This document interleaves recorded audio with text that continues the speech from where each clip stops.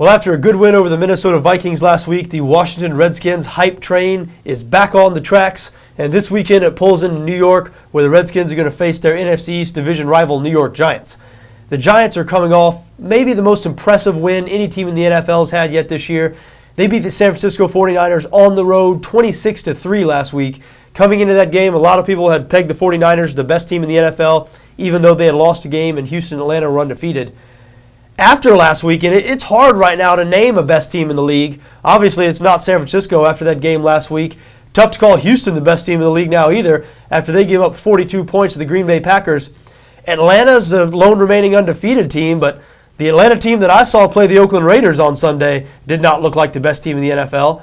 So is it the New York Giants? They did just beat San Francisco 26-3. They are the defending Super Bowl champions, 4-2 on the year, but their two losses have both been close games to division opponents. So the Giants might be playing as good a football as any team in the league right now. They are currently installed as 6.5-point favorites in this game on BETDAQ, 49.5 the total.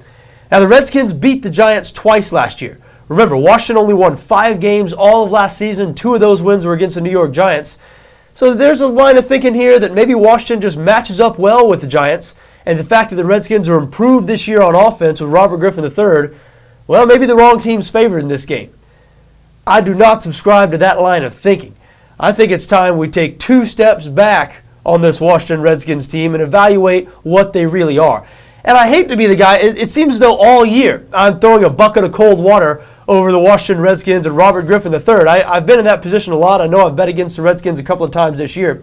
But I just feel like we need to slow down on the Redskins and on Robert Griffin III specifically. I mean, is Cam Newton's year this year not teaching any of us anything? Remember last year we were all saying that Cam Newton was having the best season of any rookie quarterback ever, saying this guy was going to be a perennial Pro Bowler. Heading into this season, a lot of people were saying he was already a top 5 quarterback. And now people are wondering about his future in Carolina. Folks, I think people are overreacting to Cam Newton's struggles this year.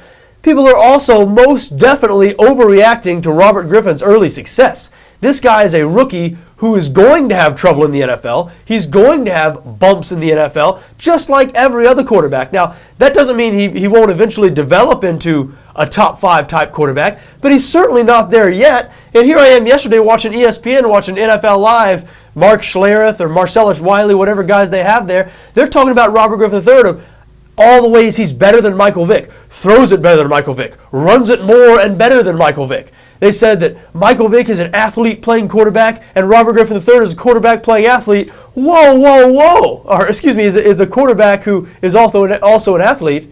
We need to back up now. Robert Griffin III has not had near the NFL career, hasn't accomplished anything near close to what Michael Vick has accomplished. I don't care that Vick's having a bad year. Remember, a couple of years ago, Michael Vick put forth a season that was among the best 2 or 3 in the NFL that year. Another time with another team, he led his team to a road win over Brett Favre and the Green Bay Packers in Lambeau Field in the playoffs, advanced to the NFC Championship game. So Michael Vick has done things in this league that Robert Griffin can only hope to do. Now, no doubt, Griffin's off to a great start. He's on the track to becoming a good NFL quarterback, but we need to hold off here. Washington is 20th in the league in passing offense right now. I know the offense has gotten a lot better since Griffin has taken over at quarterback. You're not going to get any argument from me, but people who are saying that he's already a top 5 quarterback are the type of quarterback who should be expected to go on the road and beat the defending Super Bowl champions. I think people need to really slow down.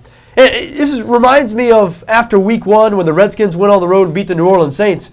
Boy, the hype spun out of control. The Redskins' hype spun out of control at that time as well. I said at that time it was an excellent time to start fading the Redskins.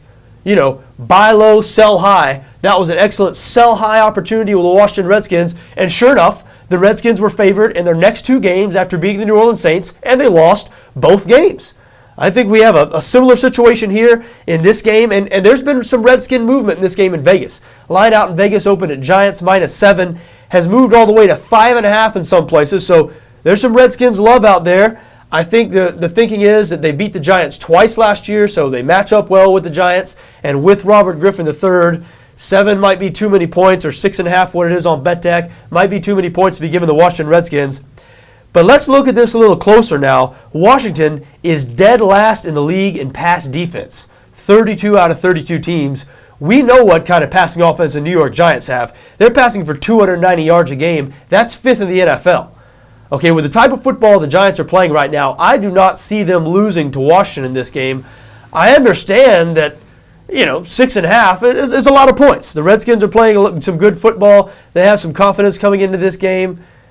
I'm not saying you should just lay 6.5 or 7 and not even think about it and, laugh all the way to the bank. I understand the Washington angle here, but I like the Giants in this game. I think the Giants are going to win this game. I think they'll probably cover. Again, I don't mean to be the one dumping the bucket of cold water on Robert Griffin and on the Washington Redskins. I think the Redskins are an improved team this year. They're obviously a lot better on offense than they were last year. And if you're a Redskins fan, you have to be loving the rookie quarterback you have. But you people who are out there calling him a top 5 quarterback already, or saying he's already surpassed Michael Vick as an NFL quarterback and things of that nature, which is what the guys on ESPN were saying yesterday, keep saying that. Because if you keep pumping that and building the Redskins up as a better team than they are, that's going to create good opportunity for those of us who, at least I hope I see things how they really are. I see a team right now that's becoming a little overvalued, and thank you, analysts for ESPN. Thank you, everybody who are making this Redskins team out to be more than they really are. What they really are is a team with a rookie quarterback who's 3-3, who has the worst pass defense in the entire NFL, and I think they're in trouble on Sunday on the road against the New York Giants.